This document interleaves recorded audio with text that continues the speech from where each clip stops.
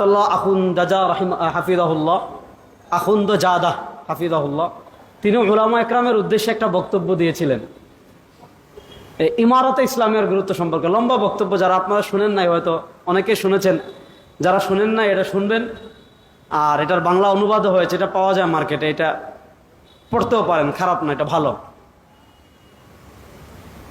যে কথাটা আমি বলতে চাচ্ছি সেটা হলো, কাউসারী রহিমাহুল্লাহ যে বলেছেন, এই যে পতিত চিন্তাটা আজকে আমাদের ভিতর এতটা গ্রাস করেছে, এতটা মানে পানির মতো এসেছে যে রাষ্ট্রের শীর্ষ পর্যায়ের ইসলাম নেওয়া, এটাকে আমরা আজকে গুরুত্বপূর্ণ কোনো মেহনতি মনে করছি না। এটার কারণে আমরা আগাতে পারছি না।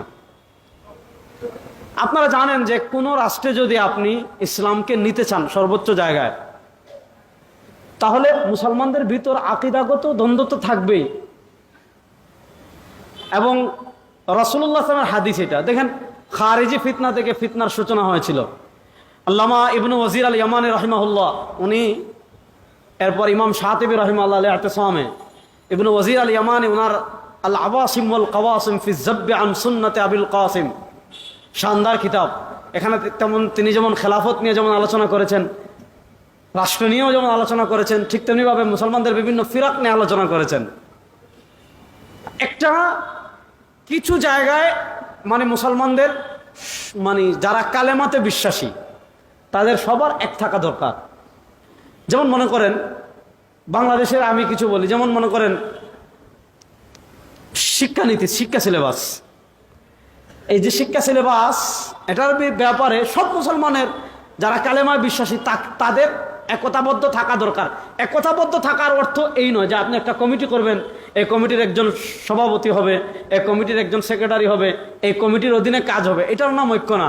কারণ আমাদের দেশের অভিজ্ঞতা হলো, আপনি কমিটি ভিত্তিক ঐক্য করতে গেলে ওই ঐক্য থেকে অনৈক্য সৃষ্টি হয়।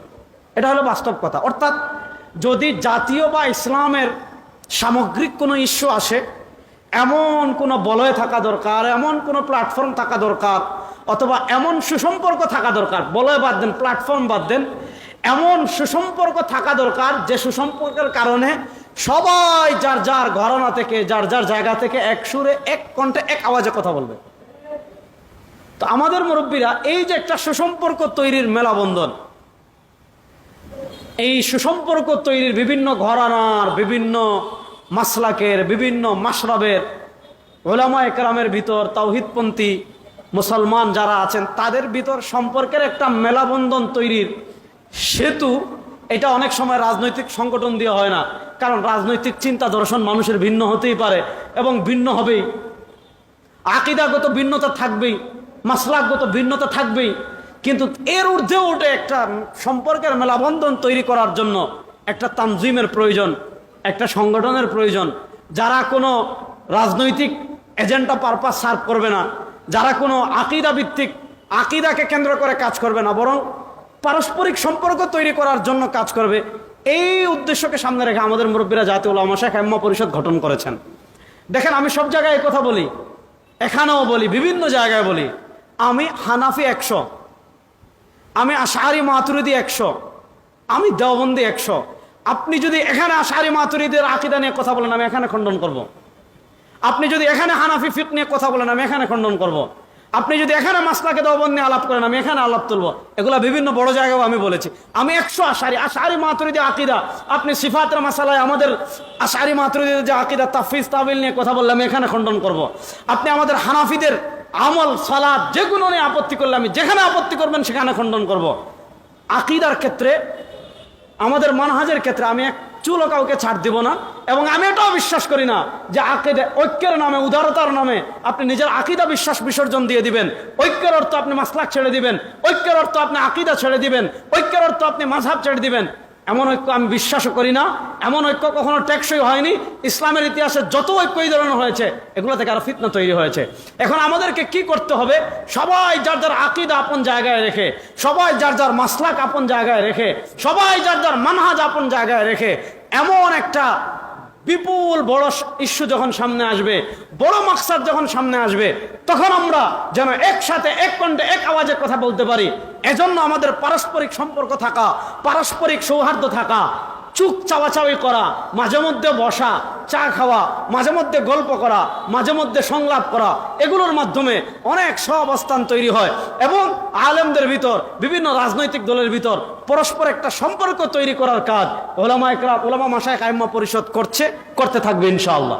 2 নম্বর আরেকটা কথা বলে আমি শেষ করব। দেখেন,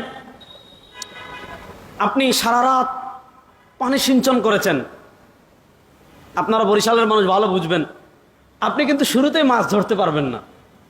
পানি আস্তে আস্তে কমে, আস্তে আস্তে কমে, আস্তে আস্তে কমে, আস্তে আস্তে কমে, পানি যখন কমে যায় তখন মাছ ধরার সুযোগ আসে।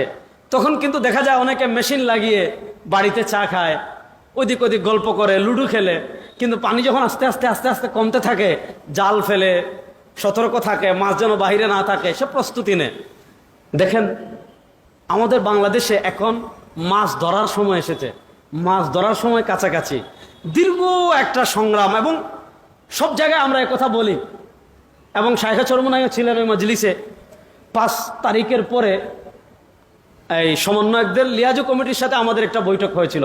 সেখানেও আমরা বলেছিলাম যে বিভিন্ন মন্দিরে নাকি হামলা হচ্ছে, যদিও এগুলা গুজব ছিল। বাংলাদেশে ইসলামপন্থী না কেউ কোনো মন্দির ভাঙচুর করেনি। এগুলা যারা আওয়ামী লীগ, হিন্দু আওয়ামী লীগের যারা ছিল, তারাই ফিতনা সৃষ্টি করার জন্য, তারাই তাদের কিছু মন্দির হয়তো ভাঙচুর করতে পারে।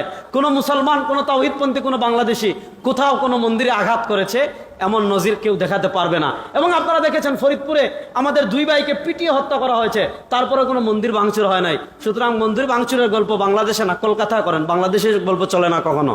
তো আমি যেটা বলছিলাম, ওখানে আমরা তাদেরকে বলেছি যে আজকে আপনারা বিপদে পড়েছেন, আমাদের কাছে আসছেন, আলেমদের কাছে আসছেন। এবং আমরা গত 3-4 দিন আগে শিক্ষা বিষয়ক উপদেষ্টাকে এই কথা বলে আসছি যে আপনারা যখন রাষ্ট্রীয় কোনো বিপদে পড়বেন, আলেমদের কাছে আসবেন, তখন জানেন আলেমদেরকে শুনেন। এই যে স্বৈরাচার পতন হয়েছে, এই স্বৈরাচারের পতনের পিতার আপনারা মনে করবেন না ছাত্র জনতার একক অবদান। শুনেন, যখন এই স্বৈরাচারের বিরুদ্ধে কেউ কোনো কথা বলতে পারে নাই, তখন আলেমরা মসজিদে কথা বলেছেন, খানকায় কথা বলেছেন, ওয়াজ মাহফিলে কথা বলেছেন, বিভিন্ন জায়গায় কথা বলেছেন। তাহলে এই যে ফ্যাসিস্ট বিরোধী চেতনা, এই চেতনা আম পাবলিকের ভিতর জাগরণ রাখতে সবচেয়ে বেশি যারা কাজ করেছেন তারা হলেন ওলামায়ে কেরাম।